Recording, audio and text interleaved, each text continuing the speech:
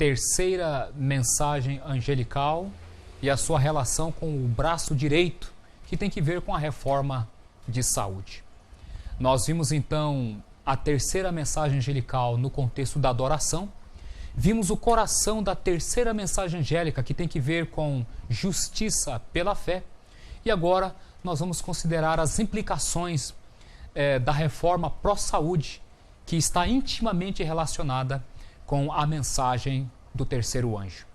Nós vamos agora então considerar alguns aspectos relevantes e a sua ligação com o selo de Deus na testa daqueles que haverão de ser redimidos quando da trasladação. A mente e o corpo. O cérebro é a capital do corpo, a sede de todas as energias nervosas e da ação mental. Os nervos procedentes do cérebro controlam o corpo.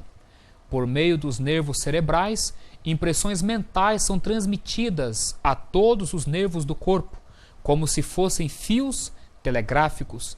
Testemunhos, volume 3, página 69. Existe uma íntima relação entre a mente e o corpo. Tudo que afeta o corpo vai afetar a mente. E tudo aquilo que afeta a mente vai afetar o corpo.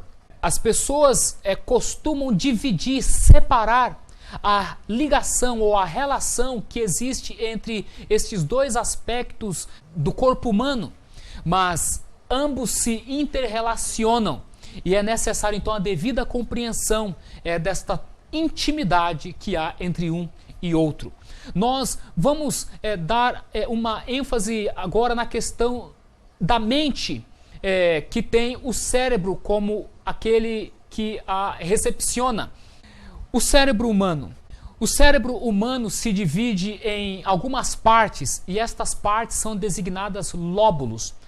Dentre esses lóbulos nós podemos citar o lóbulo frontal, a coroa do cérebro. É o centro da espiritualidade, moralidade, vontade, raciocínio. É o breque do comportamento. Distingue o ser humano dos outros seres do reino animal. Temos o lóbulo parietal, sensibilidade, fala e audição. O lóbulo temporal, memória e emoção. O lóbulo occipital, visão. E o cerebelo, equilíbrio. Nós temos aí a fonte, o livro Prof. Positive, do Dr. Ney Nedley. O cérebro é dividido em duas partes, esquerda e direita. E como nós vimos, ele subdivide em lóbulos. Cada lóbulo desse tem uma função específica, desempenha uma área extremamente importante do corpo humano. Mas nós estamos aqui dando ênfase especialmente no lóbulo frontal, que tem que ver exatamente com a moralidade, com a razão, que tem que ver com os nossos pensamentos, porque é exatamente aqui onde Deus vai colocar o seu selo. Por quê? O selo de Deus na testa é o resultado da compreensão das implicações do seu governo, é o resultado da compreensão dos ditames de sua lei, enfim, é o resultado da compreensão do seu caráter de misericórdia e de justiça. Agora, no âmbito que tem que ver com as faculdades, nós temos algumas coisas ainda para considerar ainda no contexto do cérebro. Nós temos aqui o sistema nervoso, ou seja, os nervos cerebrais que se comunicam com todo o organismo são os únicos meios pelos quais o céu se pode comunicar com o homem e influenciar sua vida mais íntima, seja o que for que perturbe a circulação das correntes elétricas no sistema nervoso, diminui a resistência das forças vitais e o resultado é um amortecimento das sensibilidades da mente.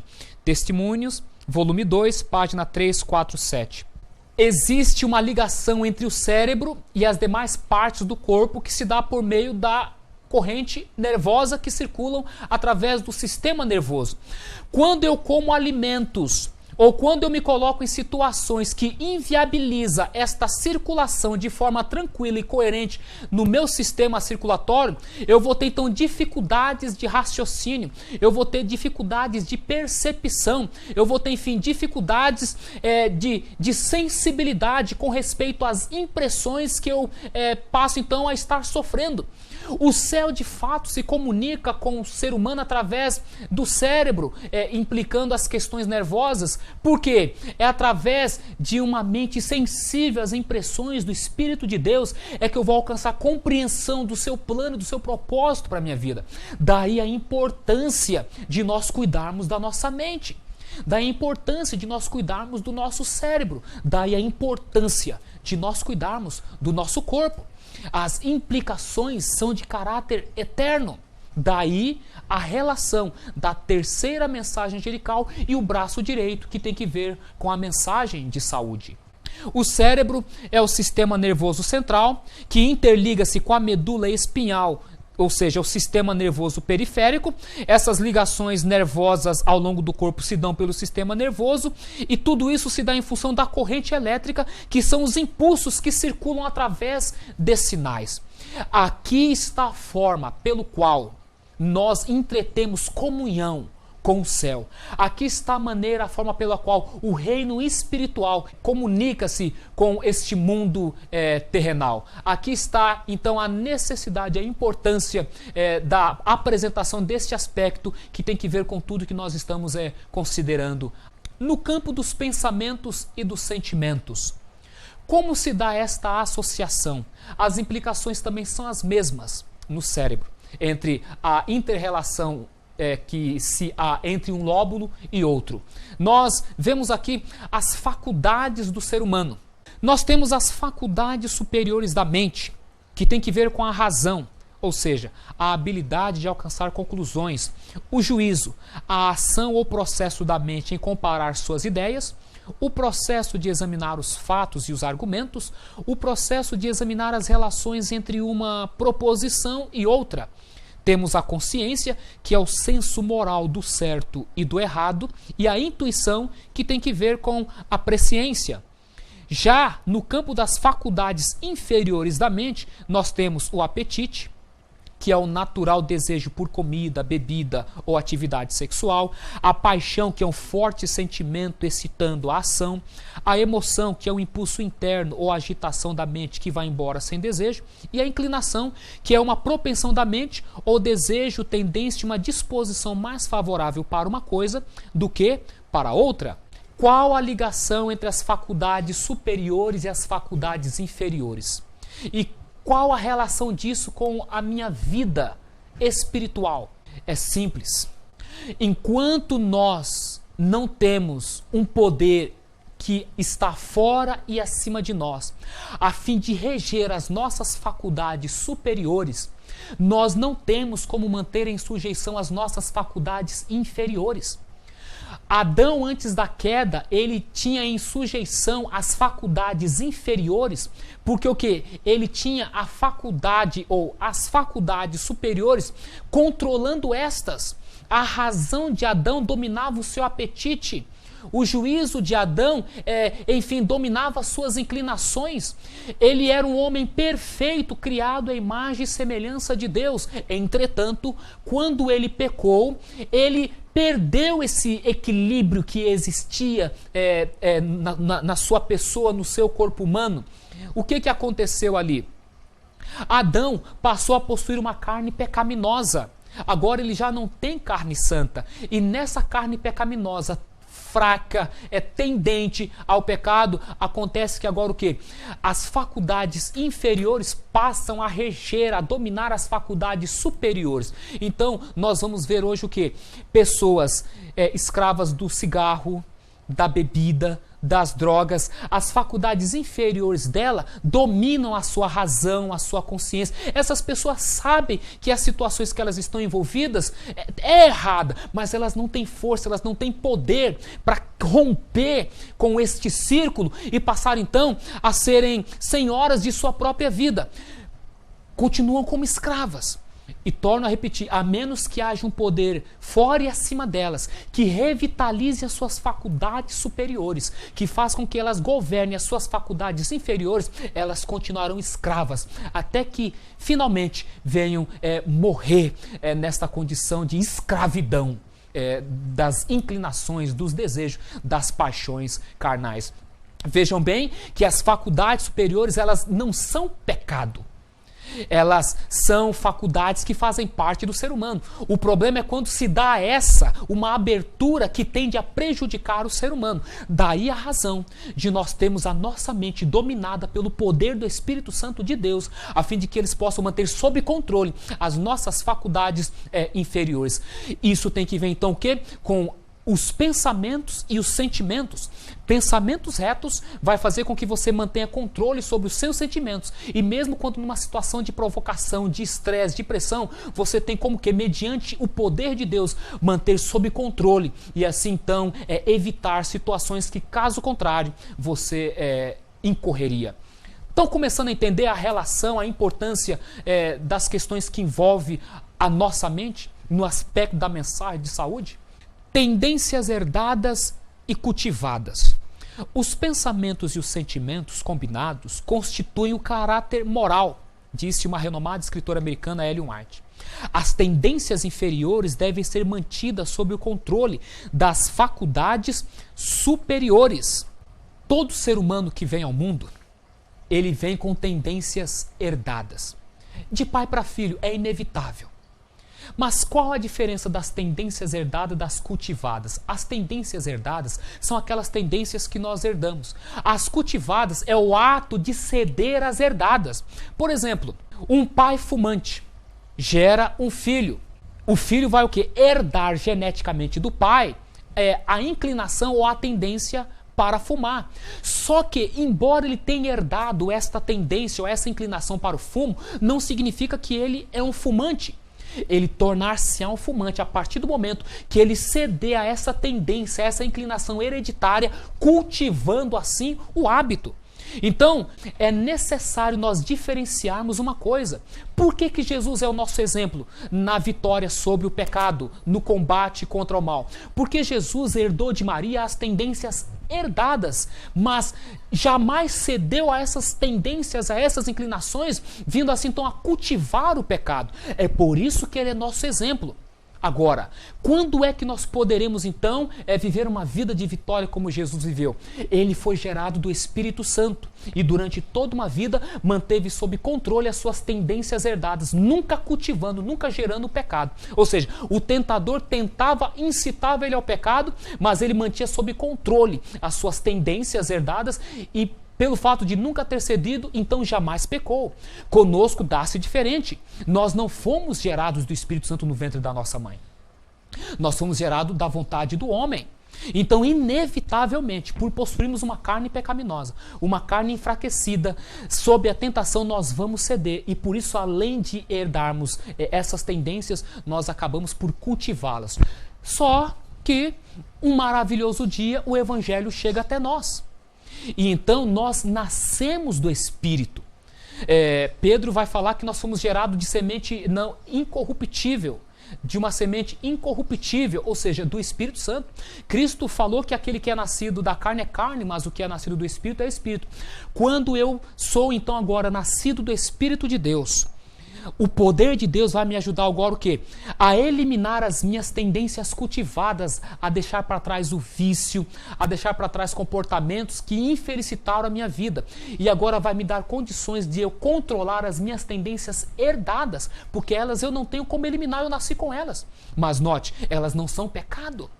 Agora, elimino as tendências cultivadas, o pecado aberto, a transgressão aberta, e pelo poder de Deus, passo a controlar as minhas tendências herdadas. Quando é então que as minhas tendências herdadas vão ser eliminadas na minha vida? Quando da trasladação de Jesus. Porque daí, Paulo vai nos dizer lá em 1 Coríntios 15, que este corpo, essa carne pecaminosa, ela vai ser transformada num corpo glorioso. Mas isso primeiro quando a minha mente for transformada. Eu tenho que passar a ter a mente de Cristo, uma mente santa, numa carne pecaminosa. Eu tenho que aprender a vencer o pecado, eu tenho que aprender a viver uma vida de dependência do poder de Deus. E então, quando da volta de Jesus, a mente já está transformada pelo poder do Evangelho, Cristo vem e dá o último toque e transforma a minha carne pecaminosa numa carne santa, somos trasladados e assim salvos para sempre do poder da presença do pecado. Isso não é maravilhoso? Essa mensagem não tem uma íntima relação com a reforma pró-saúde? Claro que tem. Daí a necessidade de nós abordarmos estes aspectos, mas não deixar de lado este extremamente importante. O caráter e a personalidade. O caráter é a associação de caracteres forjados de acordo com os traços recebidos ao longo dos anos, sendo fortemente marcado pelas circunstâncias, ambientes e influência. Ao passo que a personalidade sofre um processo intrínseco durante a gestação, o caráter sofre seu processo modelador ao longo da existência. Personalidade e caráter, embora fundem-se um no outro, não são exatamente a mesma coisa. Personalidade é a consciência de si mesmo, a singularidade própria de uma pessoa, uma disposição temperamental que pode ser refinada, mas jamais modificada. Considerando essa questão do corpo humano, a mente, a sua relação com o cérebro e as demais áreas da nossa vida, nós temos então aí nesse contexto o caráter e a personalidade. O caráter e a personalidade não tem nada a ver uma coisa com a outra. O caráter foi como nós descrevemos e a personalidade da mesma forma. Mas então qual a relação de ambos? Vamos usar aqui um exemplo para explicar esta relação do caráter e a personalidade. Vamos supor que o martelo, a personalidade, e aquele que comanda o martelo é o caráter. Este martelo ele pode ser usado tanto para fins do bem, tanto quanto para fins do mal. Suponha-se que este martelo, que representa uma personalidade, é usada por um mau caráter. O que ele vai fazer com este martelo? Ele vai fazer coisas boas ou coisas más? Naturalmente, coisas más. Mas suponha-se que um dia, este mesmo martelo, ele caia nas mãos de uma pessoa que é um bom caráter. Este martelo, ele vai ser usado para o fim do bem ou para o fim do mal? Naturalmente, para o fim do bem. Ou seja, para um uso benéfico. Ou seja, mas ele não é martelo da mesma forma? Assim é a personalidade do ser humano. Antes da conversão, você tinha um caráter mau, um caráter ruim. Numa personalidade que agia de acordo com a direção que você estava dando para ela. Mas quando da conversão, o seu caráter muda. Você agora não é mais escravo do pecado, escravo de Satanás. Você agora é servo da justiça, um servo de Cristo. E agora Cristo vai pegar a sua personalidade e vai fazer com que agora o quê? Ela seja aplicada para fins benéficos. O que foi que mudou, a personalidade ou o caráter? O caráter. Daí o não confundir personalidade com caráter.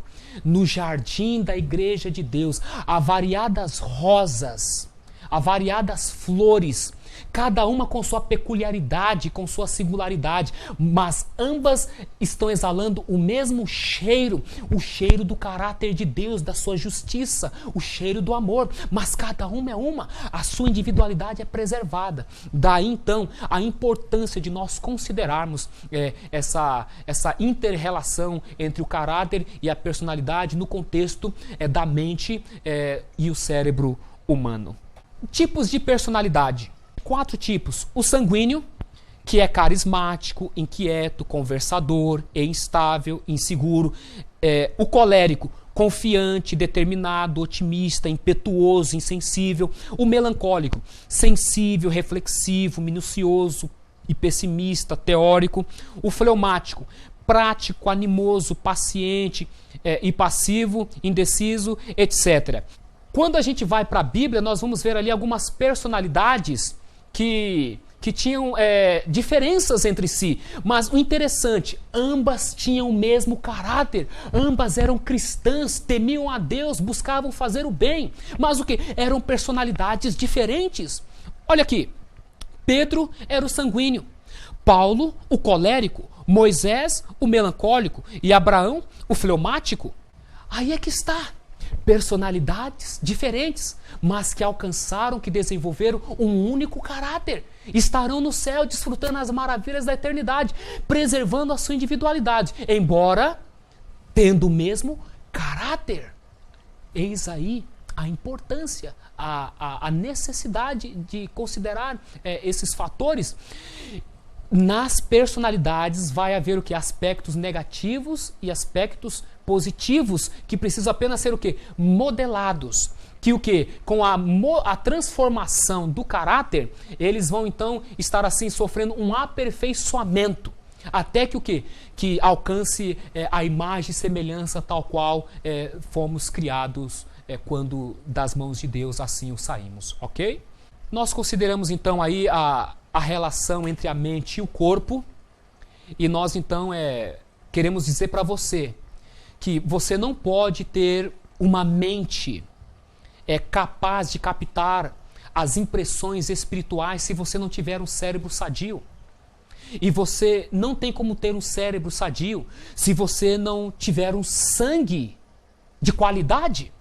Daí então agora a necessidade do cuidado do corpo em sua relação com a mente. Então entra-se neste campo a alimentação. Por quê? Dependendo da qualidade do alimento que eu vou ter o quê? Um sangue de qualidade. E dependendo da qualidade deste sangue que eu vou ter um cérebro sadio, que vai me prover então uma mente capaz de assimilar o plano de Deus e assim então poder compreender a vontade de Deus para a minha vida. Então nós agora vamos entrar assim na questão da alimentação. Temos aqui os grupos alimentares. Este se divide em 3 seções. Temos os reguladores, os construtores e os energéticos. Nos reguladores, nós temos os alimentos que dão equilíbrio, que são as frutas, como por exemplo, banana, maçã, laranja, legumes, beterraba, pepino, berinjela, verduras, alface, repolho, couve, etc.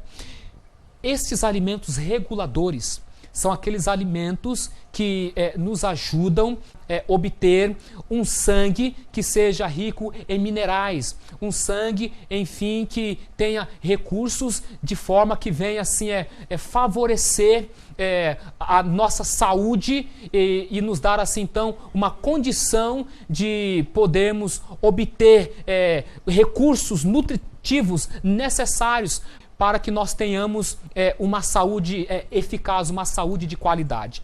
Temos ainda os construtores, que são os alimentos que reparam os tecidos. São as oleaginosas, amendoins, azeitonas, nozes, as leguminosas, feijão, grão de bico, lentilha, derivados de animais, carne, leites e ovos.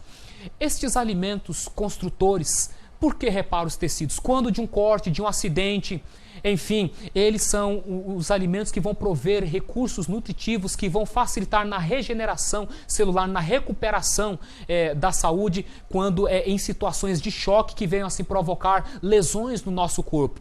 Um parênteses aqui em relação aos derivados que tem que ver com a carne, ovos. O interessante é não ingerir nenhum alimento de origem animal, porque nós vamos ter aí nutrientes que as outras oleaginosas nos provê esses recursos. Mas, de repente, não há ainda o conhecimento, toda uma informação neste campo. Então, se você pelo menos puder, assim, reduzir o máximo que possível, é bom, é excelente. E na medida que for obtendo informações neste aspecto, banir de uma vez por todas estes recursos. Porque, de fato, ou tem-se a impressão de que eles sejam necessários ao nosso organismo. Mas a grande verdade é que, quando Deus nos deu o cardápio original, conforme Gênesis, não fazia parte do cardápio. E uma vez que na eternidade não haverá mais morte, então esse artigo, esse tipo de alimento não mais será necessário. Daí a razão de, neste tempo presente, Deus estar buscando levar ao seu povo uma volta às origens, a uma dieta vegetariana isenta do alimento carne. Bom, energéticos. Alimentos que provêm energia, que são cereais, arroz, trigo, milho, tubérculos, batatas, mandiocas, inhame, açúcares, mel, melado, açúcar mascavo e etc. Nestes alimentos, nós vamos ter aquele grupo que é responsável para nos dar disposição, força, energia para realizarmos as nossas atividades do dia a dia. Então nós temos aí os grupos alimentares, os reguladores, os construtores, os energéticos, que têm uma função primordial no cuidado da nossa saúde, a sua relação com as nossas atividades diárias. Hábitos alimentares. Temos aqui a combinação dos alimentos e a importância das fibras. Na combinação dos alimentos nós temos leite e açúcar, frutas e verduras, cereais e tubérculos, melão e melancia, ingerir sozinhas. Estes alimentos, eles não se combinam. Leite com açúcar vai fermentar. Daí a razão de a criança recém-nascida ter muitas cólicas. Porque a mãe, por conta de não obter essa informação, adoça a mamadeira com açúcar. O organismo da criança é novo, não está preparado para certos alimentos agressivos, acaba fermentando-se e vai provocar fortes dores, cólica naturalmente. Daí a razão de noites e noites inteiras, mães perdem de sono por conta do quê? Desse equívoco.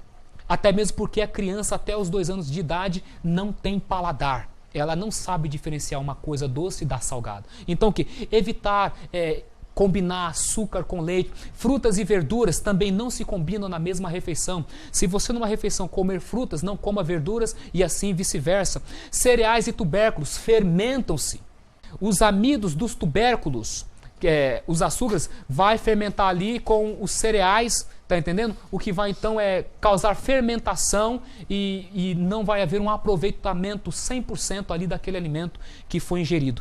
Melão e melancia também deve se ingerir sozinhas, porque são alimentos frios de digestão que devem ocorrer alienados de qualquer outro tipo de alimento. Nós sabemos de casos de pessoas que depois de um bom almoço foram ingerir melancia e acabaram passando mal, especialmente quando o organismo é insensível. Na importância das fibras, nós vimos então o valor nutritivo. Ela tem uma função de vassoura, tipo de esponja, porque as fibras são os alimentos responsáveis por limpar os tubos digestivos, o que vai impedir no futuro de você ter ali um câncer, de intestino, vai evitar você ter o problema de prisão de ventre, enfim, problemas relacionados à carência de fibras no organismo. Refeições. O ideal é que nós façamos 3 refeições diárias, tendo um espaço de 5 horas entre uma e outra.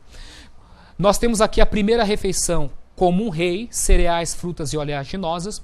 A segunda refeição como um príncipe, cereais, leguminosas, legumes e verduras. E a terceira refeição como de um mendigo, cereais, frutas ou legumes. Porque a primeira refeição deve ser a mais substancial, pois que você está começando as atividades do dia. Na metade do dia, você não precisa exceder-se tanto, porque o quê? Você já está indo para o segundo tempo, então quer dizer, você precisa somente de uma recarga para continuar a dar cabo da tarefa que você já está em andamento. Então quando chega a noite, você vai se tirar para o repouso. Então, uma alimentação mais leve, até mesmo porque nesse momento as atividades orgânicas elas começam o quê? A se preparar para o repouso. Daí a razão de manhã você comer como rei, ao meio-dia como príncipe e à noite como mendigo. A refeição vespertina tem que ser a mais leve possível, para que você tenha um sono reparador, para que o seu cérebro possa também descansar, ou seja, ele não venha a ter as atividades acionadas para digerir alimentos em excesso, enfim, para que você tenha uma restauração plena e no dia seguinte você tenha uma melhor disposição para retomar as atividades e prosseguir, enfim, nas suas realizações. A mastigação. A importância de mastigarmos bem os alimentos, porque o estômago não tem dente. E se Deus colocou esses recursos mecânicos na nossa boca, é porque eles têm uma finalidade. Então, quando você mastiga bem, olha o que acontece. Você vai ter menos fome, você vai comer menos, você vai gastar menos, você vai aproveitar melhor o alimento e também não vai engordar. Então, aqui nós temos a vantagem ou as vantagens de usar os mecanismos que se diz respeito à mastigação, né, para que haja um envolvimento químico ali do bolo alimentar que você está então buscando ingerir e facilite também no trato digestivo, de forma que você tenha um melhor aproveitamento possível. Hábitos alimentares 3. A importância da água, não é verdade? Vemos aqui que a carência da água no organismo vai ocasionar fezes ressequidas, ferimento na mucosa anal, pressão alta, sangue mais viscoso, urina amarela e fétida, pedra nos rins e digestão demorada. A água junto às refeições vai paralisar a digestão, causar sonolência, azia, fermentação, gases, má digestão, enfim, uma série de dificuldades. Daí a importância de nós bebermos diariamente água e em abundância. Até mesmo porque 3/4 do nosso corpo é água. Então, um sangue de qualidade, um sangue que circule livremente através do corpo e irrigue o cérebro e favoreça a sua inteligência, tem que ver com beber bastante água. A importância da água é primordial. Não à toa, Jesus se autocomparou como a água da vida. Agressores do organismo 1. Açúcar branco e o café. No caso do açúcar branco, quais são as implicações, os problemas? Não contém vitamina ou mineral, aumenta a possibilidade de cáries, causa osteoporose, roubam nutrientes e provoca anemias. Não à toa, o açúcar é conhecido como o veneno branco. Muitos são os problemas decorrentes da ingestão do açúcar. Uma pesquisa feita na Universidade de Loma Linda, nos Estados Unidos, constatou que cada glóbulo existente no nosso organismo tem a capacidade de destruir em torno de 14 bactérias nocivas ao nosso corpo humano.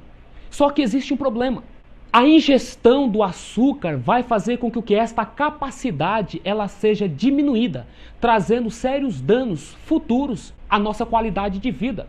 Eles chegaram à seguinte conclusão: uma garrafa de refrigerante contém em torno de 6 colheres de chá de açúcar, que vai fazer com que a capacidade deste glóbulo branco de destruição de 14 bactérias caia para apenas 10. Uma fatia de torta de limão tem 12 colheres de chá de açúcar, que vai fazer com que esta capacidade de destruição caia para 5,5. Já um pedaço de bolo é o equivalente a 18 colheres de chá de açúcar, que vai fazer com que esta capacidade reduza para 2. O afamado picolé ou sorvete tem em torno de 24 colheres de chá de açúcar, reduzindo a capacidade deste glóbulo branco de destruição de 14 para apenas 1. A questão é séria ou não é, meu amigo? A questão é séria ou não é, minha amiga? Devido a essas mudanças climáticas constantes, o nosso organismo está despreparado porque a sua resistência está diminuída. Então nós nos tornamos pessoas mais vulneráveis às bactérias, às doenças, enfim, às dificuldades relacionadas à saúde. Então é importantíssimo que nós cuidemos com este fator açúcar, usando de forma o menos possível, para que nós tenhamos uma saúde melhor, um corpo, um organismo mais resistente. Vamos agora falar sobre o café. No caso do café, conhecido agora como o veneno preto, nós vamos ter dificuldades que vão se relacionar em relação a gastrite, úlceras, dependências, dor de cabeça, nervosismo, câncer de mama, útero e próstata. O café é um estimulante. Não à toa é um recurso que praticamente as pessoas do mundo inteiro o usam com abundância. Ele contém uma substância chamada cafeína. A cafeína é um alcaloide. Todas as substâncias químicas que terminam com ina, cafeína, teobromina, teofilina, inclusive a nicotina do cigarro é um derivado, é um alcaloide que é prejudicial ao nosso organismo. E isso de forma extremamente perigosa. O café, ele causa problemas como esses que nós mencionamos. Ele, com o passar do tempo, os benefícios momentâneos, aparentemente, que nós pensamos obter deste artigo, com o tempo ele tende a trazer problemas para a nossa saúde. Ele tende a agredir as paredes do estômago, provocando então ali úlceras, problemas relacionados à nossa própria disposição mental, como no caso aí de dores de cabeça, nervosismo, né? Então é assim, se você quer de repente ver-se livres aí de uma enxaqueca, de uma nefralgia, de um estado constante de nervosismo, faça uma experiência. Elimine o café, ou pelo menos reduza-o. quando você for tomar o café, se for o caso, toma um copo com água antes, para que o que? Quando você for tomar o café, seja diluído com a água que você já tomou de antemão. E você vai perceber ali os efeitos, você vai perceber ali resultados que com o passar do tempo, você vai passar a notar que é um artigo que de fato não há necessidade para o organismo, que deve ser então de fato dispensado, né? O benefício que se diz aí que você tem do uso do café, na verdade, quando passa o efeito, você vai perceber que não vale a pena, tá entendendo? Porque ele é passageiro. Daí a razão de muitos o que serem viciados, porque para manter aquele estado de tensão, ele precisa tomar uma dose e outra dose e outra dose, enfim, acaba se tornando um dependente aí deste artigo, ok? Vamos fazer um esforço para deixar de lado esse tipo de bebida. Agressores do organismo 2, frituras e refrigerantes. No caso das frituras, quais são os problemas relacionados a ela? Impermeabiliza os amidos, dificulta a digestão, causa fermentações, aumenta o nível de colesterol e contribui para a obesidade. A questão é a seguinte: quando nós ingerimos alimentos fritos, especialmente aqueles que são feitos à base da farinha de trigo, que é um amido, nós vamos ter uma dificuldade no trato digestivo deste alimento. No momento que você vai fritar aquele pastel, a gordura vai impermeabilizar o amido. No momento que você está mastigando este alimento, ele não vai ter como ser alcançado pela enzima pitialina, a enzima que vai favorecer a assimilação deste amido no seu desdobramento quando da digestão. Então o que vai ocorrer? Você vai comer este alimento, ele vai para o seu estômago, vai começar então as funções gástricas. Qual vai ser o problema? Não terá condição de desdobrar este amido de forma que ele venha ter um aproveitamento quando cair lá no intestino. Porque ele está impermeabilizado por uma camada de fritura, que dificultou então que ele ser alcançado as enzimas, pelo ácido gástrico, que vai então favorecer ali o desdobramento e o aproveitamento. Qual é o resultado? Dificuldade de digestão, fermentações, aumento do nível do colesterol, como nós podemos ver então o caso da obesidade. Se pudermos reduzir o uso de alimentos que passem pelo estado da fritura, melhor o possível, para que nós então venhamos a ter uma melhor saúde. Refrigerantes são cancerígenos, irritam os órgãos digestivos, causam descalcificação e provocam cirrose hepática. Os refrigerantes são coquetéis químicos. Ali você vai ter edulcorantes, aromatizantes, enfim, uma série de antes, que são recursos que vão agredir de forma assim bastante as paredes do seu aparelho digestivo. Especialmente refrigerantes do tipo cola, porque eles têm cafeína, que como o café vão então ali gerar uma dependência, vão também ali estar gerando problemas, distúrbios no seu sistema nervoso, trazendo assim consequências psíquicas, onde você não vai ter ali uma capacidade mental, uma capacidade de raciocínio de forma a ter assim, enfim, melhor desenvolvidas suas atividades. Agressores do organismo 3. Temos aqui alguns alimentos comuns, que nós já mencionamos, mas dentre eles, o que não foi mencionado, o chocolate. O chocolate gera intoxicação dos intestinos, produz espinhas e acne e sobrecarregam o fígado. Como diz aí um ditado comum, na boca é doce como mel, mas no ventre é amargo como um fel. O chocolate é um alimento que contém uma substância chamada teobromina, é um alcaloide. Esse alcaloide ele vai interferir no seu sistema nervoso e vai então dificultar assim a sua capacidade. Eu digo num segundo momento, porque no primeiro momento ele vai ativar as suas funções cerebrais. Não à toa dos estudantes comerem bastante chocolate quando estão assim para fazer prova. Porque o meu próprio professor me instruía a gente na classe, olha, antes da prova, coma uma barra de chocolate. Por quê? Eu descobri depois, ele ativa o cérebro. por causa desta substância chamada teobromina, que é um alcaloide, que tem a mesma função da cafeína lá no café, que é também um alcaloide. Só que depois que passa esse efeito, a sensação é de prostração, de letargia, de languidão. O resultado acaba nem compensando assim você abrir mão desse tipo de recurso. O melhor caminho é o ser o mais natural possível.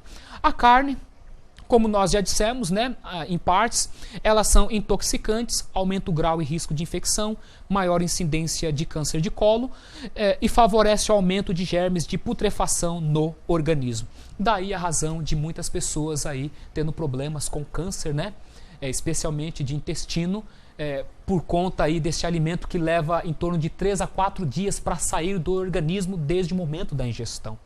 Dado a dificuldade do organismo em digerir, muitos antibióticos que são adicionados ali a fim de favorecer o gado, né, o peso, o tamanho, o abate, e isso o organismo acaba absorvendo e no futuro então trazendo aí sérias complicações para a saúde. Fazendo um resumo então de tudo que nós consideramos até aqui, está aí a importância do braço direito da mensagem do terceiro anjo: reforma pró-saúde. Nós precisamos compreender que antes que Jesus volte pela segunda vez nas nuvens do céu, a porta da graça vai se fechar. Nós vamos ficar pelo espaço de 1 ano, onde que as pragas estarão caindo por sobre toda a face da terra. Daí então a necessidade do povo de Deus ter uma saúde perfeita e a relação em questão da reforma de saúde. O povo de Deus que estiver vivendo por ocasião do último ano da história deste mundo, o selado, os 144 mil, eles terão de ter uma boa saúde, porque a situação vai ser terrível, meus queridos, vai ser tremenda. E se nós não dispormos hoje de buscar uma qualidade de vida, teremos dificuldades em enfrentar este tempo de angústia tal qual nunca houve desde que há nação, de acordo com Daniel capítulo 12, verso 1. Daí a razão da mensagem de reforma pró-saúde, a sua ligação com o coração, que é a justiça pela fé, e a mensagem do terceiro anjo, que tem que ver com o fator adoração. Tudo tem a sua importância. O nosso desejo é que você continue buscando mais informações a respeito destas questões e que finalmente você seja um vencedor. Até mesmo porque as promessas apocalípticas são sempre direcionadas ao vencedor. Seja o vencedor, é o nosso desejo e oração em nome do Senhor.